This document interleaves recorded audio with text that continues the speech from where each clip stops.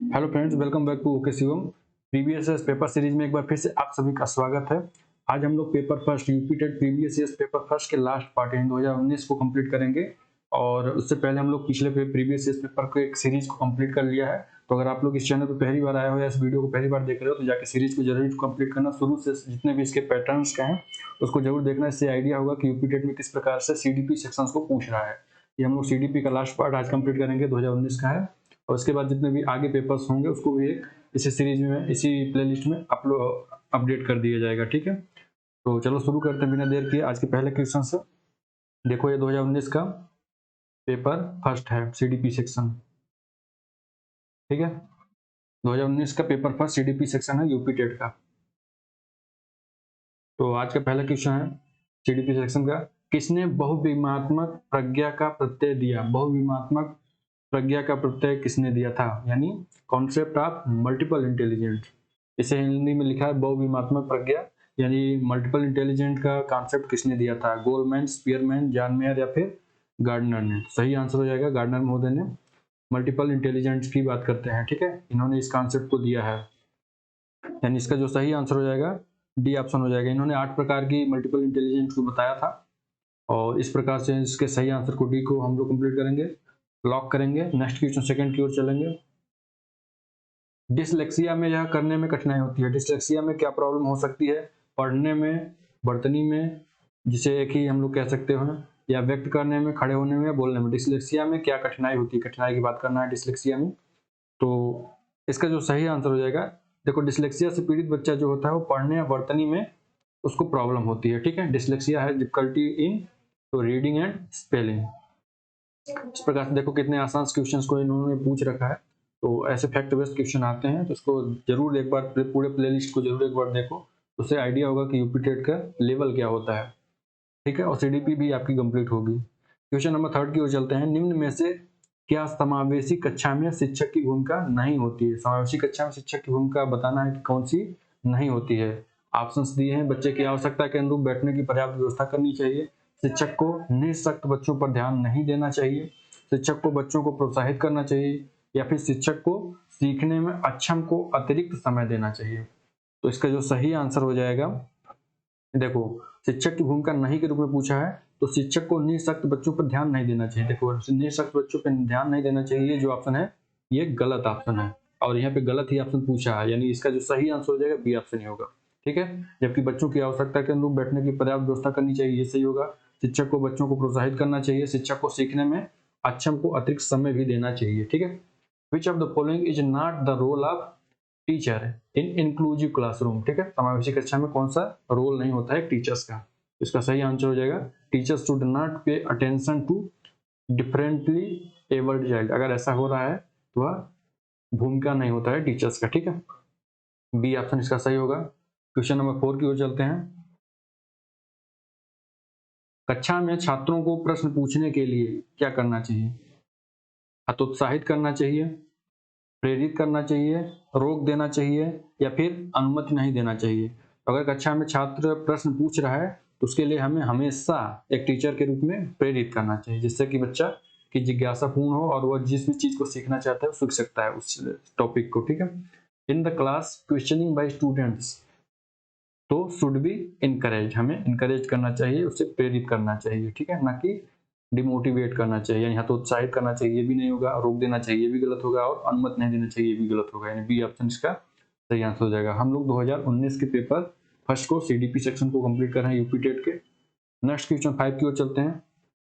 बच्चे की वृद्धि मुख्यतः किससे संबंधित होती है? जो बच्चा होता है उसकी वृद्धि यानी ग्रोथ किससे संबंधित होती है? शारीरिक विकास से, या फिर सोशल डेवलपमेंट जिसे हम लोग सामाजिक विकास से कहते हैं, या फिर भावात्मक विकास से, या फिर नैतिक विकास से।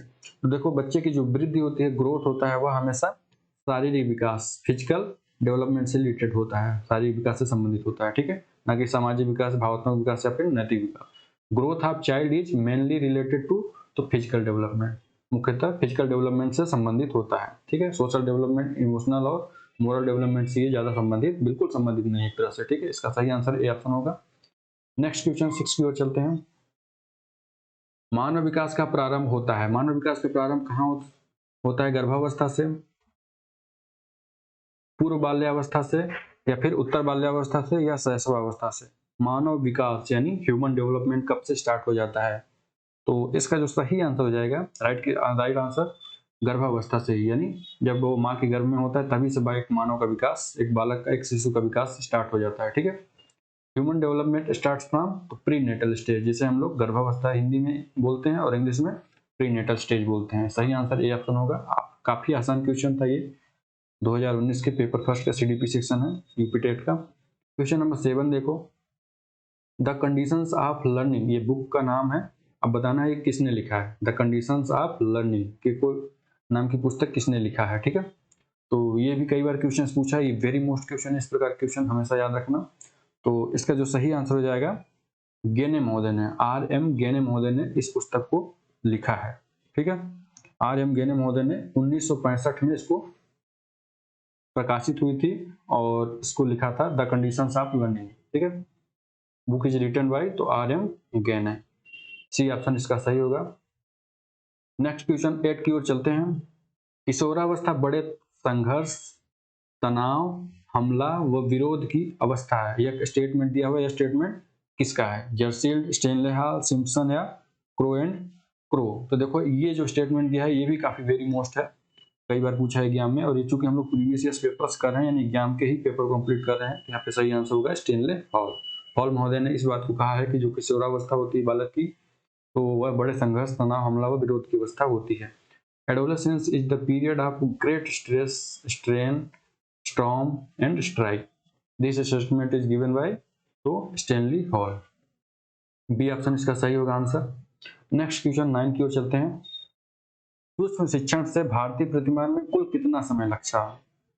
सूक्ष्म शिक्षण से, देखो सूक्ष्म शिक्षण के भारतीय प्रतिमान में कुल कितना समय लगता है? देखो भारतीय प्रतिमान के बारे में अगर पूछा है, यानी इंडियन जो है, इंडियन मॉडल के रूप में अगर इसको देखा जाए तो इसमें कितना टाइम लग रहा है, भारतीय प्रतिमान के रूप में कितना टाइम लग रहा है, तो 36 मिनट। इसका जो सही आंसर हो जाएगा ए ऑप्शन होगा 36 मिनट।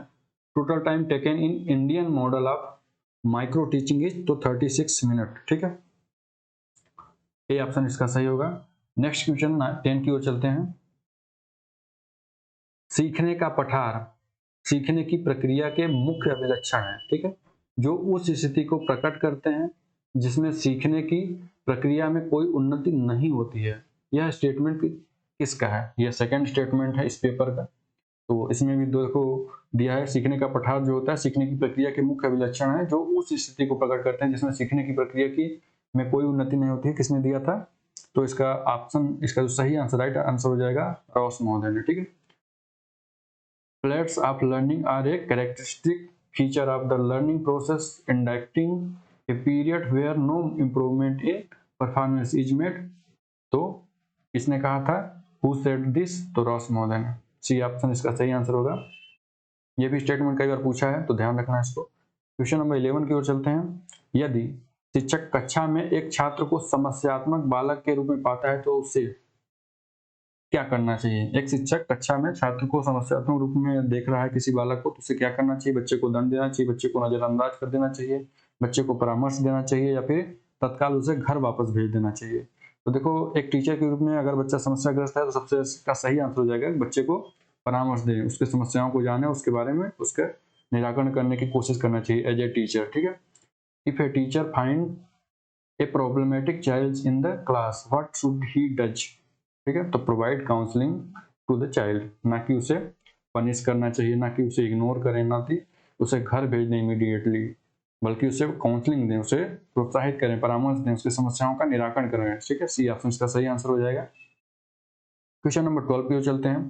पाठ्य सहगामी क्रियाएं मुख्यतः संबंधित है। जो पाठ्य सहगामी क्रियाएं होती हैं वो मुख्यतः किससे संबंधित होती हैं? शैक्षिक संस्थानों के विकास से, छात्रों के सर्वांगीण विकास से, छात्रों के वृत्तिक विकास से, छात्रों के मानसिक विकास से। तो देखो जो पाठ सहगामी, पाठ के साथ साथ जो सहगामी क्रियाएं होती हैं वह हमेशा छात्रों के सर्वांगीण विकास के लिए होती हैं। ये नहीं कि बालक जो है पढ़ने में ही अव्वल हो, बल्कि वह खेलकूद में भी और भी जितने भी कार्यक्रम हो सकते हैं उसमें भी पार्टिसिपेट उसको करे, इसलिए उसको प्रोत्साहित किया जाता है पाठ सहगामी क्रियाओं के माध्यम से। Co-curricular activities are mostly related to तो all round development of students, यानी बी ऑप्शन का सही आंसर होगा। ठीक है। UP TET previous year paper को कंप्लीट हम लोग कर रहे हैं, ये जो सीरीज चल रही है, तो पूरे एक प्लेलिस्ट बनी है, आप जाके उसको जरूर देखें, उससे आपको आइडिया होगा कि यूपी टेट में किस प्रकार के पेपर्स पूछे जा रहे हैं प्रीवियस ईयर्स में। 13 क्वेश्चन की ओर चलते हैं। निम्न में से किसने अधिगम सिद्धांत का प्रतिपादन नहीं किया है? अधिगम सिद्धांत का प्रतिपादन किसने नहीं किया है, यानी लर्निंग प्रिंसिपल का सिद्धांत के बारे में बात करना है। तो देखो, जो बीएस ब्लूम है वह लर्निंग प्रिंसिपल के सिद्धांत को प्रतिपादन नहीं किया है। बीएस ब्लूम ने क्या दिया है, तो इन्होंने बीएस ब्लूम ने लर्निंग प्रिंसिपल को नहीं आइडेंटिफाई किया है। whom of the following has not propounded the learning theory? BS Bloom ने एक बोबोडाल एक्सपेरिमेंट किया था, ठीक है, या ब्लूम टेक्सोनॉमी है, सॉरी, हाँ, ब्लूम टेक्सोनॉमी इन्होंने किया है। तो इस तरह से इसका जो सही आंसर हो जाएगा सी ऑप्शन हो जाएगा। जबकि कोहलर महोदय जो थे, इन्होंने अंतर्दृष्टि अधिगम का सिद्धांत दिया था। स्किनर जो है संचालन अनुकूलन, जिसे हम लोग बोल सकते हैं, दिया था, ठीक है। और थॉर्नडाइक जो है तो ट्रायल एंड एरर के बारे में बात करते हैं, ठीक है। तो इस तरह से इसका जो सही आंसर हो जाएगा, नहीं के रूप में पूछा लर्निंग प्रिंसिपल कौन ने दिया है, तो बीएस ब्लूम ने। क्वेश्चन नंबर 14 की ओर चलते हैं। शिक्षा में अवरोधन का तात्पर्य क्या होता है? शिक्षा में अगर कोई अवरोधन है तो उसका तात्पर्य मीनिंग क्या हो सकता है? स्टैग्नेशन, जिसे हम लोग अवरोधन को बोलेंगे, स्टैग्नेशन इन एजुकेशन, तो उसका मीनिंग क्या हो सकता है? बालक का विद्यालय में प्रवेश न लेना, बालक का विद्यालय न जाना, बालक का विद्यालय छोड़ देना, किसी बालक का 1 वर्ष से अधिक समय तक एक ही कक्षा में रहना, उसे हम लोग अवरोधन बोलेंगे। तो इसका जो सही आंसर होगा यहाँ पे डी ऑप्शन होगा। किसी बालक का 1 वर्ष से अधिक समय तक एक ही कक्षा में रहना, उसे हम लोग क्या बोल सकते हैं? स्टैग्नेशन इन एजुकेशन, यानी शिक्षा में अवरोधन, ठीक है। Meaning of stagnation in education is, तो retention of a child in a same class for more than 1 year, अगर 1 साल से बहुत ज्यादा उसी क्लास में रह रहा है तो उसे हम लोग शिक्षा में अवरोधन के रूप में देख सकते हैं। डी ऑप्शन होगा 14 का। नेक्स्ट क्वेश्चन 15 की ओर चलते हैं। निम्न में से किस कौशल में पूर्व ज्ञान का परीक्षण किया जाता है? किस कौशल, ऐसा कौन सा कौशल है जिसमें पूर्व ज्ञान का परीक्षण किया जाता है? उद्दीपन परिवर्तन कौशल, प्रस्तावना कौशल, समापन कौशल, प्रदर्शन कौशल। सही आंसर हो जाएगा प्रस्तावना कौशल, ठीक है, बी ऑप्शन सही होगा। पूर्व ज्ञान का परीक्षण किसमें किया जाता है? प्रस्तावना कौशल, यानी skill of introduction. In which of the following skills testing of previous knowledge comes the skill of introduction, ठीक है। प्रीवियस नॉलेज को कहाँ चेक किया जाता है? स्किल्स ऑफ इंट्रोडक्शन में। इंट्रोडक्शन में पता चल जाएगा कि उसके पास कितना प्रीवियस नॉलेज है, ठीक है। क्वेश्चन नंबर 16 की ओर चलते हैं। ये आपको कॉलम के रूप में दिया है जिसे मैच करना है। तो पहला दिया है एनिमल इंटेलिजेंस, और यहाँ पे इस रूप में गेस्टाल्ट दिया है, पुनर्वर्ण का अनुसूची और पियाजे दिया है, सारगर्भिता का नियम थॉर्नडाइक दिया है, और अनुकूलन जो है स्किनर के रूप में दिया है। तो मैच करना है कि कौन सा सही होगा, यानी किन्होंने दिया है ये सब चीजें, ठीक है। एनिमल इंटेलिजेंस का रिलेटेड किससे है? Schedule of enforcement, law of pregnance, या फिर एडाप्टेशन का संबंध किससे है? तो इसका जो सही आंसर हो जाएगा, देखो, डी ऑप्शन होगा, ठीक है। डी ऑप्शन दिख नहीं रहा है, ये रहा डी ऑप्शन, ठीक है। अब दिखा होगा, ये डी ऑप्शन है, यानी जो आपका ए का थर्ड हो जाएगा, यानी एनिमल इंटेलिजेंस को किसने दिया है? तो थॉर्नडाइक मॉडल ने दिया था, ठीक। इसी प्रकार से बी का 4 हो जाएगा, यानी पुनर्वलन की अनुसूची किसने दिया है? तो स्किनर मॉडल ने दिया है। सारगर्भिता का नियम किसने दिया है? सी का फर्स्ट हो जाएगा, यानी गेस्टाल्ट ने दिया है, ठीक है। और अनुकूलन का सिद्धांत किसने दिया है? तो जीन पियाजे महोदय ने। इस प्रकार से इस कॉलम को मैच करना था। इस प्रकार के क्वेश्चन भी पूछे जाते हैं। इसका जो सही आंसर हो जाएगा डी ऑप्शन होगा, ठीक है। क्वेश्चन नंबर 17 की ओर चलते हैं। विकास कभी न समाप्त होने वाली प्रक्रिया है, ठीक है। ये स्टेटमेंट दिया हुआ है, विकास कभी न समाप्त होने वाली प्रक्रिया है। यह कथन किस सिद्धांत से संबंधित है? ये ऐसा कौन सा प्रिंसिपल है जो कि इस स्टेटमेंट से संबंधित है, ठीक है। अंतःक्रिया का सिद्धांत, एकीकरण का सिद्धांत, अंतर संबंध का सिद्धांत, या फिर निरंतरता का सिद्धांत। देखो, विकास कभी न समाप्त होने वाली प्रक्रिया है जो एक कंटिन्यूटी के बारे में बात करता है, निरंतरता के सिद्धांत के संबंधित है। Development is a never ending process, this statement is related to which principle of development? तो principle of continuity, D option इसका सही होगा। नेक्स्ट क्वेश्चन 18 की ओर चलते हैं। हम लोग प्रीवियस ईयर पेपर सीडीपी को कंप्लीट कर रहे हैं, जो कि यूपी टेट का 2019 का पेपर है। क्वेश्चन नंबर 18 क्या दिया हुआ है? संविधान के किस संशोधन में शिक्षा एक मौलिक अधिकार बन गई है? तो संविधान का ऐसा कौन सा संशोधन किया गया था जिसके माध्यम से शिक्षा एक मौलिक अधिकार के रूप में प्रेजेंट किया गया। ठीक है, तो 86वां संविधान संशोधन, सभी लोग जानते हैं कि 86वें संविधान संशोधन से शिक्षा को मौलिक अधिकार के रूप में स्थापित कर दिया गया। अनुच्छेद जो है 21A शिक्षा के अधिकार को 6 से 14 साल के बच्चों के लिए मौलिक अधिकार बना दिया गया था। ठीक है, 86वें संविधान संशोधन के माध्यम से। To which amendment of constitution education has become fundamental right, तो 86th अमेंडमेंट। ठीक है, यानी ए ऑप्शन इसका सही आंसर हो जाएगा। क्वेश्चन नंबर 19 की ओर चलते हैं। अभिप्रेरणा के मूल प्रवृत्ति सिद्धांत के प्रतिपादक कौन है? ठीक है, अभिप्रेरणा की मूल प्रवृत्ति यानी इंस्टिंक्ट थ्योरी के बारे में बात करना है। Of motivation, instinct theory of motivation के प्रोपाउंडेड यानी प्रतिपादक कौन थे? मैकडूगल, अब्राहम मास्लो, सिम्पसन या फिर विलियम जेम्स। सभी लोग इसको मैकडूगल लगाएंगे। इसका राइट आंसर मैकडूगल होगा। ठीक है, ये ऑप्शन होगा। मैकडूगल मूल प्रवृत्ति सिद्धांत के प्रतिपादक थे। इस तरह से इसका सही आंसर राइट आंसर हो जाएगा ए ऑप्शन। क्वेश्चन नंबर 20 की ओर चलते हैं। विकास की किस अवस्था को कोल तथा ब्रूस ने संवेगात्मक विकास का अनोखा काल कहा है? शैशवावस्था को, बाल्यावस्था को, प्रौढ़ावस्था को या फिर किशोरावस्था को? तो देखो, संवेगात्मक विकास का अनोखा काल है जो है बाल्यावस्था को किसने कहा है इन्होंने। ठीक है, सही आंसर हो जाएगा B option. Which of the following stage of development is called as a unique stage of emotional development by Cole and Bruce? तो इसका आंसर हो जाएगा चाइल्डहुड को। ठीक है, बाल्यावस्था को। क्वेश्चन नंबर 21 की ओर चलते हैं। व्यवहार के कारण व्यवहार में परिवर्तन ही अधिगम है, ये जो स्टेटमेंट है किसने दिया है? चौथा स्टेटमेंट है इसकी पेपर का। स्टेटमेंट से रिलेटेड क्वेश्चन काफी पूछ रहे हैं, इनकी फ्रीक्वेंसी काफी ज्यादा है। 21 का जो आंसर हो जाएगा यहाँ पे गिलफोर्ड महोदय ने व्यवहार के कारण व्यवहार में परिवर्तन ही अधिगम है बताया है। ठीक है, learning is any change in behaviour resulting from behaviour. ठीक है, हु सेड दैट? तो गिलफोर्ड, बी ऑप्शन इसका सही आंसर हो जाएगा।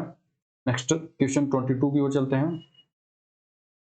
देखो, यहाँ पे भी कॉलम के रूप में दिया है ब्रूनर, ऑसवेल और ग्लेजर गार्डन एक तरफ दिए गए हैं और उनके प्रतिमान दिए गए हैं, क्या क्या इन्होंने दिया है। ठीक है, तो उससे मैच करना है। तो इसका सही आंसर हो जाएगा ए ऑप्शन हो जाएगा, यानी ए का 4 हो जाएगा। यानी ब्रूनर महोदय ने संप्रत्यय उपलब्ध परीक्षण शिक्षण प्रतिमान को दिया है और आसुबेल ने थर्ड को दिया, यानी आसुबेल जो है बी, यानी बी का थर्ड होगा यहाँ पे, यानी अग्रिम संगठन शिक्षण प्रतिमान के रूप में दिया है। उसी का फर्स्ट हो जाएगा, यानी ग्लेजर का जो है बुनियादी शिक्षण प्रतिमान है और गार्डन जो कि डी ऑप्शन है, तो उसमें साइनेटिक्स शिक्षण प्रतिमान के रूप में इनको जाना जाता है। ठीक है, इस तरह से इसको भी मैच कर सकते हैं, इंग्लिश वाले भी अपना मैच कर लेना। इसका जो सही आंसर हो जाएगा ए ऑप्शन होगा। क्वेश्चन नंबर 23 की ओर चलते हैं। समस्या समाधान का प्रथम चरण है। समस्या समाधान का प्रथम चरण कौन सा है? आंकड़ा संग्रहण, समस्या की पहचान करना, परिकल्पना का परीक्षण करना, परिकल्पना का निर्माण करना। तो इसका जो सही आंसर हो जाएगा समस्या की पहचान करना ही समस्या समाधान का प्रथम चरण है। जब पहचान हम लोग नहीं कर पाएंगे तो उसके आगे क्या बढ़ेंगे, यानी फर्स्ट स्टेज जो होता है समस्या की पहचान करना। The first step of problem solving is, तो आइडेंटिफिकेशन ऑफ प्रॉब्लम। प्रॉब्लम की पहचान तो पहले कर लो, फिर तो आगे बढ़ेंगे कि प्रॉब्लम को इस प्रकार से सॉल्व करना है। इस तरह से 23 का जो आंसर हो जाएगा बी ऑप्शन होगा। क्वेश्चन नंबर 24 की ओर चलते हैं। बालकों का अधिगम सर्वाधिक प्रभावशाली होगा जब, बालकों का जो अधिगम होता है, लर्निंग होता है, वो सर्वाधिक प्रभावशाली कब होगा? पढ़ने लिखने एवं गणितीय कुशलताओं पर ही बल होगा, या फिर बालकों का संज्ञानात्मक, भावनात्मक तथा मनोचालक पक्षों का विकास होगा, शिक्षण व्यवस्था एक कार्यवादी होगी, या फिर शिक्षण अधिगम प्रक्रिया में आगे होकर बालकों को निष्क्रिय रखेगा? यहाँ पे 24 का जो सही आंसर हो जाएगा बी ऑप्शन होगा, यानी बालकों का संज्ञानात्मक, भावात्मक तथा मनोचालक पक्षों का विकास होगा। सर्वाधिक जब प्रभावशाली होगा उसका कब होगा? जब उसके भावात्मक, मनोचालक और संज्ञानात्मक तीनों चीजों का विकास एक साथ हो। Learning of children will be most effective when development of cognitive, affective and psychomotor domain of children will take place. ठीक है, इस तरह से इसका सही आंसर बी ऑप्शन होगा। नेक्स्ट क्वेश्चन 25 की ओर चलते हैं। स्मृति स्तर एवं बोध स्तर, स्मृति स्तर एवं बोध स्तर के शिक्षण प्रतिमान की संरचना में कौन सा सोपान जो है उभयनिष्ठ होता है? ठीक है, ऐसा कौन सा सोपान है जो कि स्मृति स्तर एवं बोध स्तर के शिक्षण प्रतिमान में उभयनिष्ठ होता है? सामान्यकरण, अन्वेषण, प्रस्तुतिकरण या फिर तैयारी? तो इसका जो सही आंसर हो जाएगा प्रस्तुतिकरण। Which step is prominent in the syntax of teaching model of memory level and understanding level? तो प्रेजेंटेशन। ठीक है, सी ऑप्शन इसका सही होगा। क्वेश्चन नंबर 26 की ओर चलते हैं। निम्न में से किस सिद्धांत को पुनर्वलन का सिद्धांत भी कहते हैं? पुनर्वलन का सिद्धांत किसे कहते हैं? शास्त्रीय अनुबंधन सिद्धांत को, उद्दीपक अनुक्रिया सिद्धांत, सूच का सिद्धांत, प्रसूत अनुबंधन सिद्धांत। राइट आंसर इसका हो जाएगा प्रसूत अनुबंधन का सिद्धांत।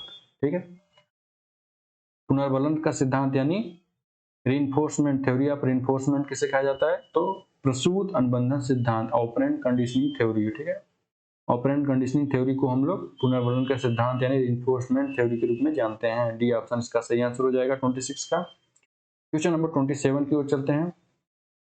निम्न में से कौन सी अवस्था ब्रूनर के संज्ञानात्मक विकास के सिद्धांत का अंग नहीं है? ठीक है, ध्यान रखना नहीं है के बारे में बात करना है।